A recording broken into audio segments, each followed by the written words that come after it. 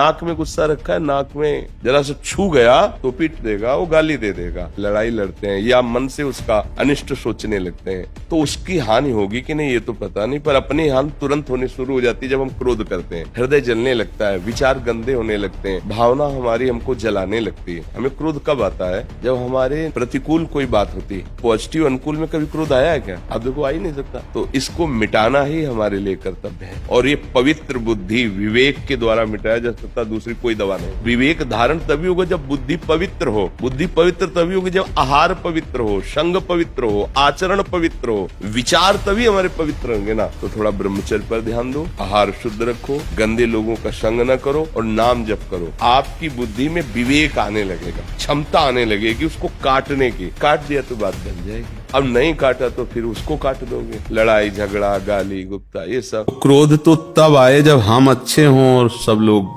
बुरे हों। तो बुरे के ऊपर क्रोध आता है ना। तो अगर लौट के देखो तो हम बुरे हैं, इसीलिए तो क्रोध आता है ना। तो फिर हमको सुधार करना चाहिए। बुरा जो देखन में चला, बुरा न मिलिया कोई, जो दिल खोजूं आपनो तो हमसे बुरा ना हो। आप देखो ईमानदारी से, बचपन से जब से याद है तब से अब तक, क्या आपने सब काम सही ही किया है क्या विचार करके? तो फिर हम दूसरे पर क्यों क्रोध करें? जैसे मान लो बच्चा है, परिवार का जन है या कोई पड़ोस का जन है, जो हमने गलतियां की, अगर उससे वो गलती हो रही तो जैसे हमने अपनी गलतियों को क्षमा करके कभी अपने को दंड नहीं दिया, ऐसे उनको भी क्षमा कर दें। अगर हमें बच्चों से क्रोध दिखाना पड़े तो दिखावटी करें, नाटक वाला, कि इनका सुधार हो जाए। अंदर से हम क्रोध ना करें। अंदर से क्रोध करने पर फिर हमारा हृदय मलिन हो जाएगा, फिर हमारे अंदर द्वेष वृत्ति आ जाएगी। और भजन की तो बात जाने दो, फिर अगर हम संभाल ना पाए तो हिंसा आदि दोष हो जाते हैं। ना हम नहीं चाहते, पर क्रोध आ गया, हमने ऐसा थप्पड़ मारा कि नाक में लगा मर गया, ऐसे हमने झेल दिया, दीवार में लगा मर गया। हिंसा आदि दोष भयानक पैदा हो जाते हैं क्रोध से, और पूज्य जनों का अपमान भी हो जाता है, अपराध भी बन जाता है। क्रोध से कभी किसी को लाभ आज तक मिला नहीं है। जब कभी किसी को लाभ मिला है तो क्षमा से मिला है, क्रोध से नहीं मिला। तो आप क्षमा करो, आप किसी पर गुस्सा मत करो। तो बोले अगर हम क्षमा करते रहेंगे तो बढ़ जाएगा और हमें सताएगा। नहीं, वो स्वतंत्र नहीं है, ईश्वर है ना, वो शासक है, वो सब पर शासन करता है। वो अपने आप ऐसी लाइन में पहुंच जाएगा, ठीक हो जाएगा। दोनों में से किसी एक में होंगे तो आप क्रोध पर विजय प्राप्त कर लेंगे। यदि ये स्मृति में आपके है कि नाम चल रहा है, रूप चल रहा है, ये छूटे ना तो आप क्रोध को सह जाएंगे। और यदि स्मृति चल रही कि सामने वाला जो हमें क्रोध दिलाने की चेष्टा कर रहा है मेरा प्रीतम ही है, तो आप क्रोध पर विजय प्राप्त। और क्रोध का प्रभाव है कि वो स्मृति को नष्ट करता है। अगर ये दोनों प्रकार की स्मृति में चूक हो गई तो फिर बुद्धि हमारी पतित हो जाएगी और हमसे ऐसे आचरण, ऐसी वाणी, ऐसा संकल्प बनने लगेगा जो हमारे साधन भाव को लुप्त कर देगा। क्रोध की कोई स्वयं की सत्ता नहीं है, वो कामना से पैदा होता है। अब हमको देखना है कि हमारा कर्तव्य उसके प्रति क्या है। कब क्रोध आया? जब हम अपने कर्तव्य को भूलकर आपके कर्तव्य हमारे लिए कैसे होने चाहिए, वही क्रोध आता है। आप इसकी जांच कर लीजिए, पति पुत्र परिवार के प्रति हमारा क्या कर्तव्य है। जब आप सोचोगे तो क्रोध नहीं आएगा। उनसे हम चाहते हैं, कामना करते हैं, और वो जब वो नहीं करते तब हमें गुस्सा आता है।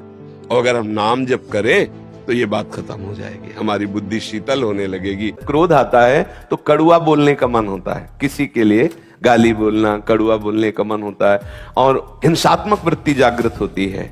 भगवत स्मृति का लोप होने लगता है। क्रोध तभी हावी होगा जब हम भगवत विस्मरण कर देंगे।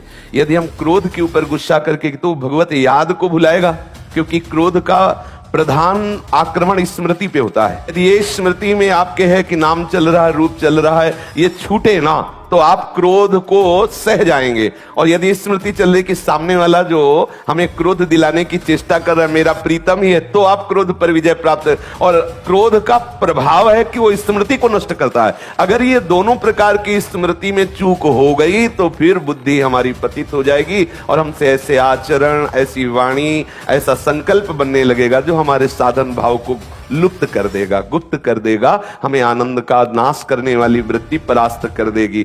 दोनों में अंतर है। किन्हीं किन्हीं को क्रोध का नाटक करना ही चाहिए।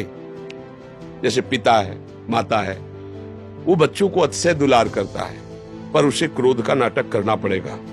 समय से उनको भोजन दीजिए, वस्त्र दीजिए, आवश्यकता की पूर्ति कीजिए और निरीक्षण परीक्षण करके तुम्हारी नजर इतनी शासन पूर्वक होनी चाहिए, क्रोध नहीं है। हाँ, इस समय तुम कहां थे, 1 घंटा से गायब थे आप, मतलब जांच होनी चाहिए और लगना चाहिए कि गुस्सा आ रही, पर गुस्सा नहीं होना चाहिए, वो उनके सुधार के लिए है। तो कहीं कहीं क्रोध है नहीं, पर करने का स्वांग करना ही चाहिए। तो माता पिता गुरुजनों के द्वारा ये जो किया जाता है, उनको ध्यान रखना चाहिए कि क्रोध में नहीं आना चाहिए। क्रोध को दबा करके क्रोध का स्वांग करोगे तो बढ़िया बात बन जाएगी, और वो स्वांग आपका प्रभावशाली होगा। और जब आप क्रोध में होंगे तो इसका प्रभाव होगा कि उसके अंदर आपके जो क्रोध वृत्ति है वो जाएगी, वो आपका विरोधी भाव पैदा हो जाएगा, चाहे आपका बेटा ही क्यों ना हो। एक दिन वो आपके विरोध में खड़ा हो जाएगा कि अब हम भी वयस्क हो चुके हैं, आप अपना जीवन देखिए, हम अपना जीवन देखेंगे। और जब आप स्वांग करोगे तो नम्र हो जाएगा, क्योंकि आप क्रोधित नहीं हो वास्तविक। वो एक दिन विचार करेगा कि अगर पिताजी ने डांटा ना होता तो मैं गलत संग में फंस जाता। जब गुस्सा आ जाए मौन हो जाए, क्योंकि गुस्सा का पहला काम है गलत बोलना, दुरुक्ति, गाली देना, कटुवचन बोलना, बस वो बढ़ता चला जाएगा। उसको चुप कर दो, मौन कर दो, राधा राधा राधा राधा, क्षमा के द्वारा क्रोध पर शासन करे, क्रोध को सह जाए। और जब अपने को गुस्सा लगे ना तो अपने ठाकुर से लड़ना चाहिए। बाहर बाहर बाहर लड़ने से होगा क्या, अंदर क्लेश होगा, अशांति होगी। ठाकुर से लड़ोगे ना बात बन जाए, जीत जाओगे। इनको ठीक करना है, हमें कम ठीक होना है, इनको ज्यादा ठीक होना है। इसलिए इन्हीं से हाँ, कभी कभी ऐसा होता है, कभी कभी होता है कि अपने भक्त के रोषपूर्ण मुखारविंद को देखने के लिए ये भी लीला करते हैं, उसे छेड़ देते हैं। और जब वो गुस्सा होता है तब इनको सुख मिलता है कि ये मेरे जैसे छोटा बच्चा है ना, नाराज होके एकदम माँ की गोद में दौड़ता है, माँ के केस पकड़ता है, माँ से, तो माँ को एक वो केवल माँ ही जानती है, दूसरा नहीं।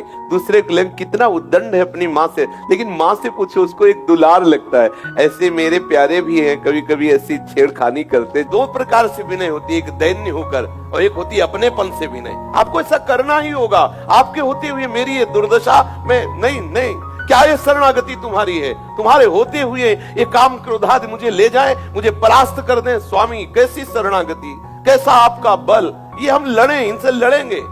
हमारी विनय भी इन्हीं से है और हम लड़ेंगे इन्हीं से, क्योंकि हमारे में सामर्थ्य नहीं है।